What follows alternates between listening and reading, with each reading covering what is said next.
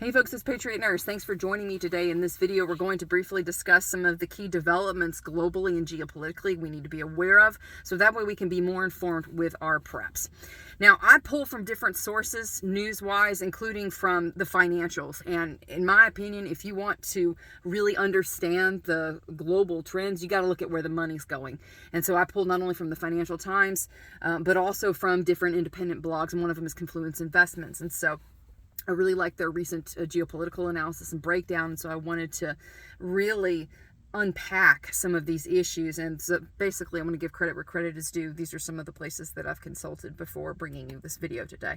We need to talk about China and the developments in China, how our current administration is mismanaging things, how it probably is not going to get any better, and how this is going to directly play into our lives day to day, why we should care about this. So we're going to cover not only the cycle of action and reaction that we're experiencing with foreign policy right now, but also the economic situation that the Chinese themselves find themselves in, how their demographics play into this, and how in recent history, i.e. the last 150 years, we've seen very, very, very similar things happening whenever economies get to the exact same position that the Chinese are in right now, and what it invariably means.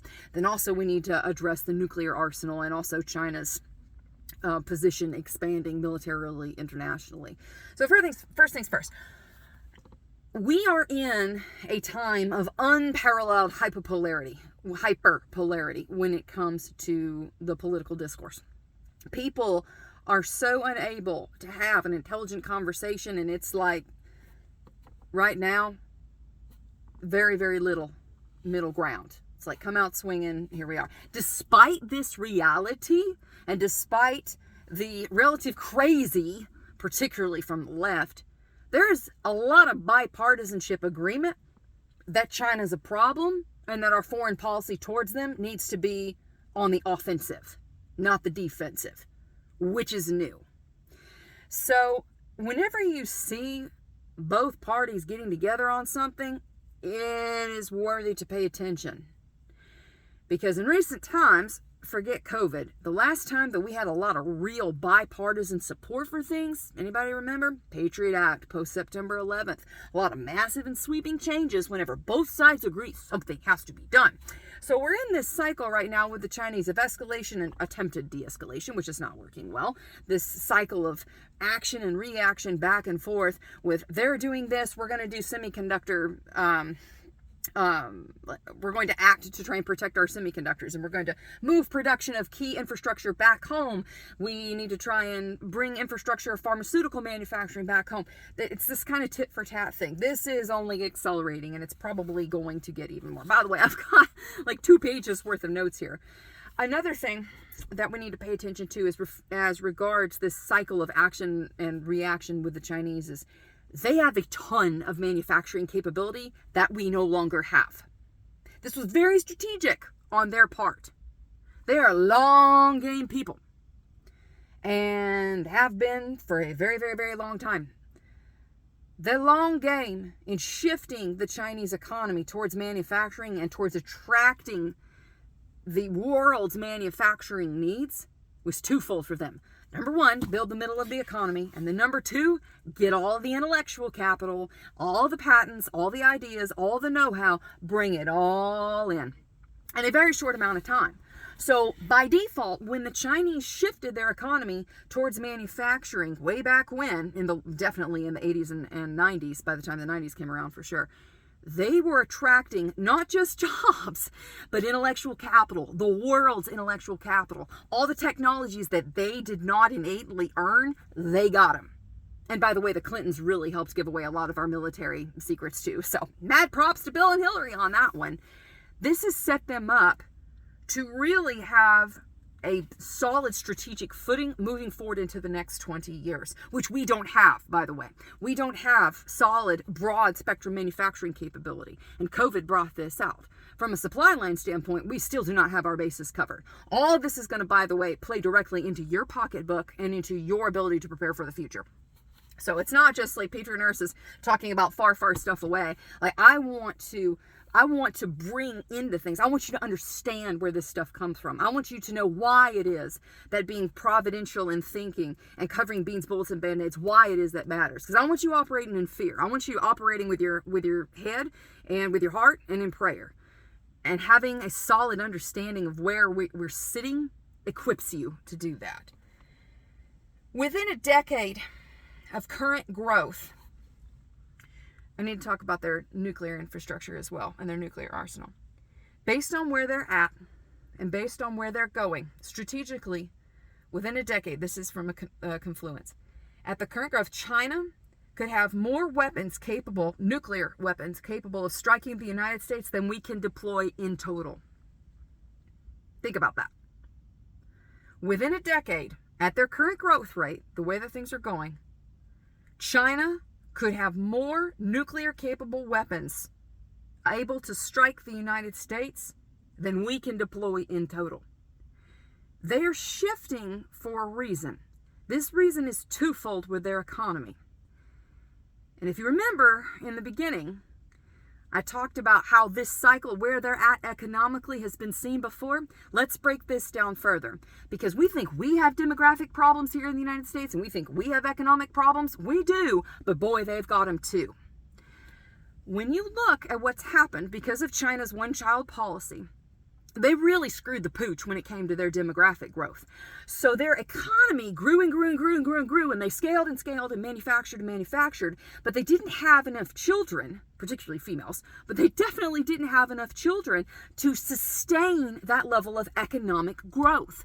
An economy can grow. Think about it like a plant.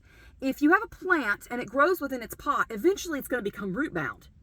So in order for that plant to continue its life cycle, you have to do what? Repot it.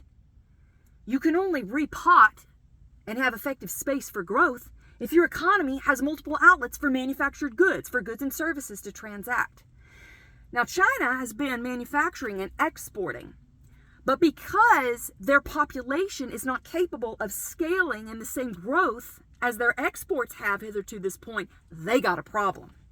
Their problem is they don't have enough domestic outlet for all of this excess production. And now they've got to find a way to keep the hamster on the treadmill in order to keep that ship floating, as far as the ship of state, the People's Republic of China, the Communist Chinese Party, the CCP.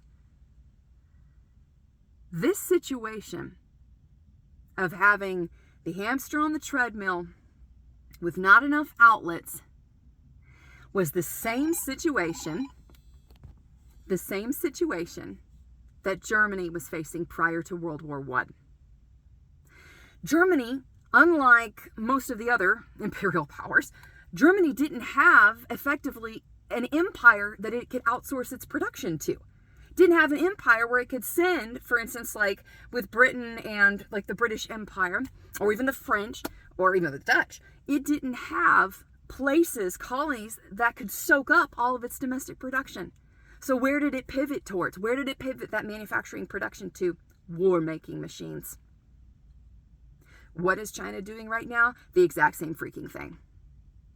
And so, historically, when nations are building up their arsenal, it's because they're eventually going to use it. Now, I hope that this can be avoided, because the impacts would be absolutely catastrophic if we went full-blown kinesthetic with them. I don't think it's going to turn out very well. Certainly not in the Pacific. That is definitely not a way to keep your empire going. But one thing that we should particularly pay attention to is that they have had an option hitherto this point. They knew that this was coming. They knew their birth rates were not going to continue. We're not going to sustain their economic growth. So effectively, they got themselves into a situation much like Japan was in the late 1990s. But the Japanese were able to stave off this hamster on the treadmill thing effectively through their centrally planned economy. Not free market, that's for sure. But whereas the Japanese were able to do this, the Chinese have a very, very different worldview. And that worldview has a long track record of expansionism, right? Definitely when it comes to their view on territories in the Pacific and also their activities in Africa. In the days to come, we are going to be facing two competing economies who are going through similar things. Our issue now is we've inflated our dollar to be effectively worthless. And there will be a day of reckoning when the world realizes that the United States is not the best producer of a global reserve currency anymore. And once we figure out how to get off, once the world figures out how to wean itself off of our fiat currency, like somebody going through a sobriety program, we're going to be in trouble. With China has to figure out a way to keep its economy moving. And the best thing that they have, unless they can figure out the Japanese way, the best playbook that they have is war, which is one of the reasons why they've been making more and more and more and more and more material and armaments and positioning themselves, whether it's with their naval fleet or with their nuclear arsenal. They are positioning this way. Invariably, what this is leading up to is a splitting and a decoupling. In the days, months, years moving forward, I anticipate, based on my best research and based on my gut, there's going to be, as perhaps a response to COVID, or maybe even as a consequence to it, that the world is going to become less interconnected from a supply standpoint and from an economic standpoint. We're more connected communication-wise, don't get me wrong. But if anything was learned lesson-wise, it's that this just-in-time inventory and supply line infrastructure is not working. And so many financial analysts and people who are way smarter than I am in evaluating history and the moves and trends of the current time, they're seeing a decoupling and a shifting and breaking up, effectively balkanization, and a decrease obviously in free trade, but essentially breaking up into economic blocks, where you have the Chinese bloc, the Chinese and Russian bloc, with the United States bloc. Europe will be its own thing. But we're going into a time of breaking up. And when people break up, they tend to not resolve. Whenever trade is not a link with people, disputes don't have the same need to be resolved as quickly, which ultimately makes it easier for people to go to war. So how this plays into our current reckoning, I'm sweating like a pregnant nun, y'all. How this plays into our current reckoning in the times coming forward, because of the decoupling with China, because of the tension with China, there's going to be a move to bring back production manufacturing domestically and to have more sovereignty over the fullness of the supply line and the production line, whether it's in raw materials or like in the interim, like the intermediate manufacturing process. This is going to make everything more expensive. We are already dealing with an increase in expense due to inflation, but the shifts geopolitically and also the shifts economically from a macro standpoint, I believe, are going to bring us into a time where it's not just inflation that's making things more expensive. Everything's more expensive now because the era of free trade is effectively over. And so in many ways, from a sovereignty, a national sovereignty and strategic capability to meet our own needs, it's a good thing. But it's going to hurt. It's going to hurt a lot because our economy has become increasingly dependent upon cheap goods, cheap services, cheap labor, cheap, fast. And I don't think it's going to be like that anymore. People are going to have to learn hard lessons. And we haven't even touched the housing market issue. But in the days to come, I think, friends, we need to be very, very aware of this and to be watching the moves and what's going on. Because invariably, when nations get to this point, like what China is in, they really have only two possibilities, and that is to go to war, to stoke the economic powers of the Central Planning Committee, and to get things going again, so that way their local populace doesn't dethrone them, or they figure out something else. But that's what I wanted to share with you guys today. Just kind of a quick breakdown, and I hope it was helpful for you. Either way, no matter what the situation is, we're not going into an increased period of stability. The inverse is true. We are going into an increased period of instability. And anytime that is the case, we need to be very sure to cover our bases and to make sure that we can meet our needs, beans, bullets, and band-aids wise. And this comes down to not just storing food, but being familiar with food production, working towards self-sufficiency, and also making sure you can defend yourself. China's military is growing, and our military is effectively trying to figure out whether or not dudes can show up in dress uniform with skirts. That's where they're at. And a lot of the good ones are getting out. So we are not at a good place from a fighting force standpoint. The population is not healthy, and that has a major impact on our ability to be not only combat ready but combat effective. So we're in an interesting time, friends, and being able to defend yourself from enemies, foreign and domestic, is always going to be helpful, but also being able to take care of your needs at home. And the medical industrial complex has made a lot of money on people's sickness and suffering, not made a lot of people better. And the less that we can depend on that industry, the better. Because definitely over the past few years, we've seen that they do not have the best interest of the American people at heart. That is for sure and certain.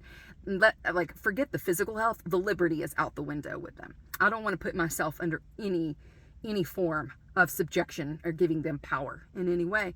The only way this is possible is if we can resurrect the old ways of Dr. Mom, the herbal ways, and knowing the plants, knowing and being skilled with the use of the plants, identification of them, and their support for various different body systems, and also their historical treatment in usage of treatment for diseases. So I hope the video was helpful for y'all today. If you did enjoy it, I hope you'll subscribe to me here on YouTube, Patriot Nurse. You can stay with me and support me on Patreon, Subscribestar, Cryptocurrency, and PayPal. I got links below. If you want to train with me, I got an online course. That link's down below. My last class of 2023 and for the foreseeable future is in Knoxville, Tennessee in a few weeks. You can check that out at the website, thepatriotnurse.com.